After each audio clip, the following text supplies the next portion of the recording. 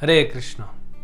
भगवद गीता अध्याय 2 श्लोक संख्या 8। न हि प्रपश्यामि ममापनुद्याद् यच्छोकमुच्चोषणमिन्द्रियाणाम् अवाप्य भूमावसपत्नं रिद्धं राज्यं सुराणाम अपि चाध्यपत्यम। मुझे ऐसा कोई साधन नहीं दिखता जो मेरी इंद्रियां को सुखाने वाले इस शोक को दूर कर सके। स्वर्ग पर देवताओं के आधिपत्य की तरह इस धन धान्य संपन्न सारी पृथ्वी पर निष्कंटक राज्य प्राप्त करके भी मैं इस शोक को दूर नहीं कर सकूंगा। तो यहां पे अर्जुन ने शरणागति ली। पिछले श्लोक में हमने कल देखा अर्जुन ने शरणागति ली। अब अर्जुन से मान लीजिए पूछ रहे हैं कृष्ण कि तुम तो राजा बन जाओगे या इंद्र के पास चले जाओगे।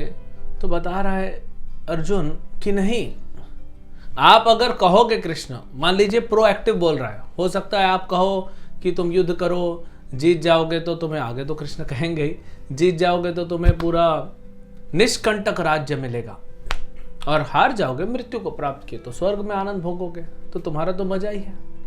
तो बोलते नहीं, लेकिन जो मेरी समस्या है ना कृष्ण, वो तो पूरी नहीं होगी, वो दूर नहीं होगी, उसका हल नहीं मिलेगा। तो समस्या है क्या? अब प्रश्न ही उठता है। आज देखिए, ये हम इस आधुनिक समाज में रह रहे हैं जहां पे जो हमारी शिक्षा प्रणाली है, जो हमारा एजुकेशन सिस्टम है, वो पूरा आधुनिक है। किन समस्याओं को दूर करने में लगे हैं? गरीबी हटाओ, टेक्नोलॉजी बढ़ाओ और अपना आधिपत्य दूसरे ग्रहों पे जमाओ। हालांकि अपने शरीर को नहीं समझ पा रहे हैं, हम अपने शरीर को वश में नहीं कर पा रहे हैं। मन को वश में करना तो एक स्वप्न है मनुष्य के लिए, और जाके हम दूसरे ग्रहों पे आधिपत्य दिखा रहे हैं अपना। तो समस्या क्या है? असली समस्या भगवान आगे गीता में बताते हैं। जन्म मृत्यु जरा व्याधि दुख दोष अनुदर्शनम। जन्म, मृत्यु, जरा मतलब बुढ़ापा, व्याधि मतलब बीमारी, ये 4 असली समस्याएं हैं और ये सबको देखना पड़ता है। चाहे पशु हो, चाहे पक्षी हो, चाहे मनुष्य हो, चाहे बैक्टीरिया हो, चाहे वायरस हो, चाहे पेड़ पौधे हो, ये सबको देखना, चाहे देवता हो, चाहे असुर हो, ये सबको देखना पड़ता है। ऊपर के लोकों में भी सेम प्रॉब्लम है। जन्म होता है, मृत्यु होती है, मृत्यु का भय सबको है इस भौतिक संसार में, कोई भी अमर नहीं है यहाँ पे। तो ये तो असली समस्या है, इसको सॉल्व करना चाहिए। इसीलिए अर्जुन बोलता है कि अगर निष्कंटक राज्य भी मिला मुझे, प्रभु हम जीत गए, युधिष्ठिर महाराज राजा बन जाएंगे, इंद्र के जैसा ऐश्वर्य मिलेगा, तो भी जो मैं मन में अभी दुख को प्राप्त कर रहा हूं, जो मेरा मन दुखी कर रहा है मुझे, वो तो प्रॉब्लम सॉल्व नहीं होगी। तो ये एक बुद्धिमान व्यक्ति का निशानी है। अर्जुन देख सक रहा है कि ये छोटे मोटे क्या घर घरेलू बिजनेस का और जॉब का, प्रोफेशन का, ये सब प्रॉब्लम कोई बड़ा प्रॉब्लम नहीं है। असली प्रॉब्लम क्या है? असली प्रॉब्लम है जन्म मृत्यु के चक्कर से बाहर निकलना। क्योंकि आज आप रोडपति हो, मतलब रोड पे रहने वाला हो, या करोड़पति हो, अरबपति हो, खरबपति हो, दुख सबको है। प्रश्न ये उठता है कि दुख से बाहर कैसे जाऊं मैं? क्योंकि अगर आप अरबपति हैं तो क्या बीमारी नहीं हो रही? क्या मृत्यु नहीं होगी आपकी? इतने अरबपति हो तो क्या मृत्यु हो गई, वो चले गए, क्या आपकी मृत्यु नहीं होगी? क्या आप बहुत बुद्धिमान हैं इसीलिए आपको बुढ़ापा नहीं होगा? ये तो प्रॉब्लम। आप बुद्धिमान हो, आप शक्तिशाली हो, आप धनाढ्य हो, धनानंद हो, लेकिन जो दुख है इस भौतिक संसार का, वो तो फिर भी आ रहा है। तो हर व्यक्ति को अपने से यह प्रश्न पूछना चाहिए कि भौतिक संसार के दुखों से मैं बाहर कैसे निकलूं? प्रश्न तो ये उठता है। लोग लगे पड़े हैं पैसा कमाने में, बचपन से एजुकेशन, मार्क्स के पीछे लगा पड़ा है। हाँ, हर किसी को माता पिता बोलते हैं पढ़ो पढ़ो और मार्क्स लाओ और मार्क्स लाओ और मार्क्स लाओ। हाँ, फिर आगे चल के माता पिता छोड़ देते हैं, फिर दूसरे दोस्त बोलते हैं, पीयर प्रेशर, और मार्क्स लाओ और मार्क्स लाओ, टीचर्स बोलते हैं और मार्क्स लाओ, फिर जॉब लग जाती है और पैसा कमाओ और पैसा कमाओ, परेशान हो जाता है, फिर विवाह करता है, सोचता है अभी आनंद मिलेगा, नहीं मिलता है और पैसा कमाओ, फिर बच्चे आ जाते हैं और पैसा कमाओ। ये पूरा जीवन सबका ऐसे ही लगा है, चाहे स्त्री हो चाहे पुरुष हो, चाहे भारतीय हो चाहे विदेशी हो, सब बस भाग रहे हैं। किसी ने कभी सोचा है क्या कि इस संसार में मुझे दुख क्यों मिल रहा है? वो असली बुद्धिमानी है और अर्जुन ये समझ गया।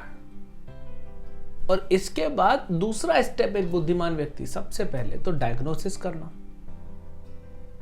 कि मुझे बीमारी है। क्या बीमारी है? दुख आ रहा है। अब ये पता लगाना चाहिए कि इस दुख से दूर कौन करेगा मुझे? भगवान करेंगे, जो सृष्टि करता है, जिन्होंने सृष्टि बनाई है वही बना सकते हैं नियम, वही हमें यहां से निकाल सकते हैं। अब भगवान को कहां ढूंढूं? तो भगवान तो उपलब्ध है नाम के रूप में, हरे कृष्ण महामंत्र के रूप में। भगवान उपलब्ध है भगवद गीता में अपने उपदेशों के रूप में।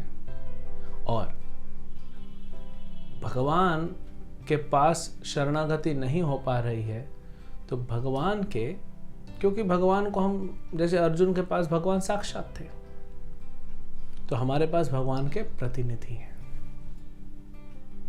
भगवान के प्रामाणिक प्रतिनिधि जो भक्त हैं, जो आचार्य हैं, हम उनकी शरण में जाएंगे तो भी हमको वे वही फल देंगे जो भगवान देते हैं। यानी भगवान के आयोजन से भगवान इनको इतनी पावर ऑफ अटॉर्नी देते हैं कि हमको दुखों से बाहर निकलने का रास्ता बता सकते हैं। तो ये है गुरु। तो इसीलिए अर्जुन समझ गया कि अगर मैं युद्ध जीत भी गया तो भी दुखी रहूंगा, युद्ध हार भी गया तो भी दुखी रहूंगा, युद्ध लड़ूंगा तो भी दुखी हूं, युद्ध नहीं लड़ूंगा तो भी मैं दुखी रहूंगा। तो दुख तो अभी भी है प्रभु मेरा। तो फिर अर्जुन बोलता है नहीं, कुछ और सोचना पड़ेगा। और इसी के लिए, क्योंकि मैं नहीं सोच पा रहा हूं, मैं एक लिमिट तक सोच पा रहा हूं, मेरी सीमा है, मैं सीमित हूं, आप असीम हैं कृष्ण, आप असीम हैं। कृष्ण का एक नाम है असीम कृष्ण।